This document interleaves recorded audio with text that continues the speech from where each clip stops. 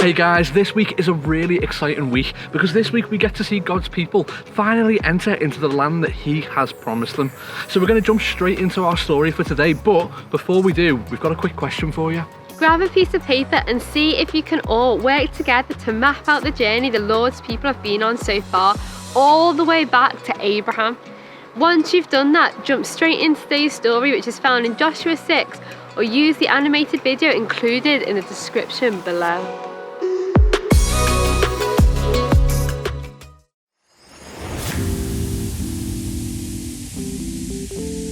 We have travelled a fair way with the Israelites now, and we've seen how God has been constant and faithful and has continually provided them with everything that they have needed, physically with food and water, emotionally with boldness and courage, and spiritually with His presence, instructions and leading.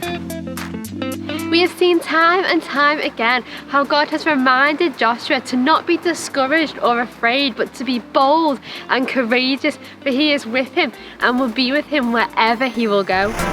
Right before Joshua leads the people into Jericho, and just before God is going to give them instructions on how to defeat this great walled city, which is going to seem like a little bit of a strange plan between you and me, it says in Joshua 5:13-15 that God has an encounter with Joshua and reveals to him who He really is, confirming that He is the Lord and He really will be with him.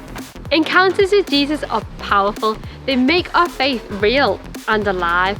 They refocus us on the person of Jesus, whom we live for, serve and worship. They break through into areas of our faith that have maybe become passive or head knowledge based, and they reach right into our heart, the core of who we are. They remind us of what it is all about and who it is all really for, and just how great and loving the God that we serve and live for truly is. Because of what Jesus has done for us on the cross, we get to have amazing encounters with Him every single day. So why not pause here and share your own favourite encounter with Jesus, and then spend a moment and invite His Holy Spirit to come and fill you afresh. Have an encounter with Jesus, have a chat with Him and hear what He might have to say to you.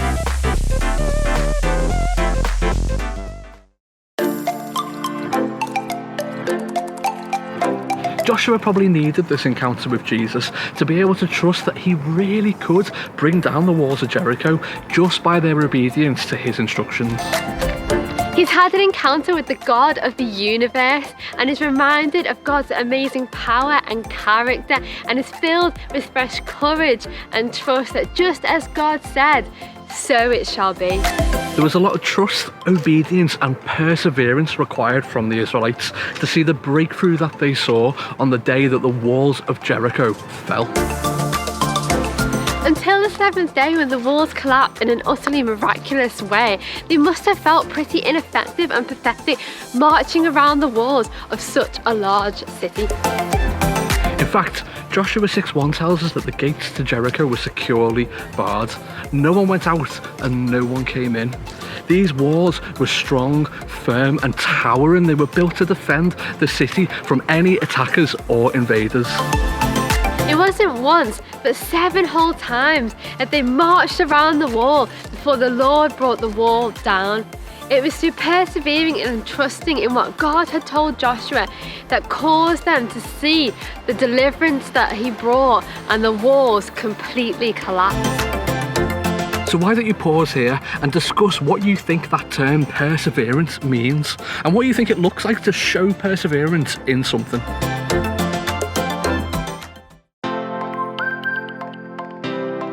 We probably all use perseverance a lot more than we realise. When we're in school, it can seem like it goes on forever, and often we just have to grit our teeth and show up for another day and another day.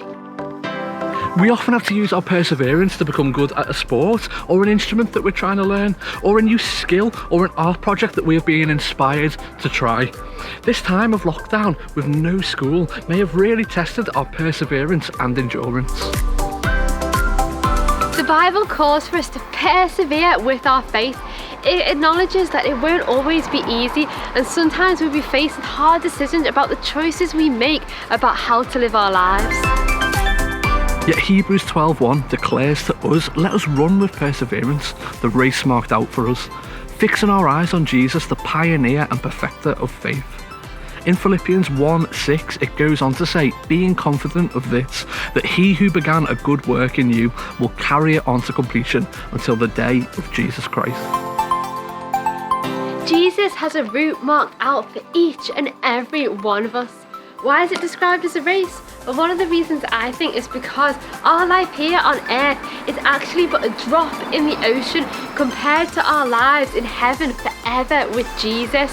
Our lives on earth can often end up feeling like a never-ending marathon, but in reality it is a sprint. How do we sprint at our best? Well, we keep our eye fixed on the prize, which for us is Jesus. He is the one who spurs us on, who cheers us along and gives us everything we need from within to keep going. When we put our trust in Jesus, the Bible tells us that we have been made a new creation, and we can trust that from that day on until the day that we meet Jesus face to face in heaven, that the good work that he has begun in us, the map that he has routed out for us to run, that he, as we keep our eyes focused on him, that he will continue to build on it, add to it, and work on it right until the finish line. And persevering in faith with Jesus is not like persevering through the other things of life, because we do not do it on our own.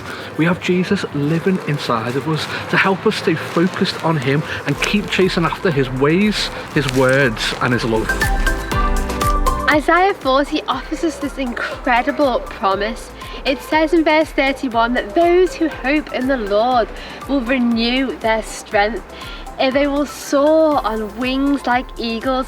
They will run and not grow weary, and they will walk and not be faint. Just got a couple of questions for you this week, guys. Discuss what that last verse we referenced, Isaiah 40:31, might mean for your lives and in the context of perseverance. Is there something now that you are having to persevere through? Pray about it together and give it to God. Do you live for God in your own strength sometimes? Ask Jesus to help you rely on him so you can know what it's like to live in the rest and freedom that he brings.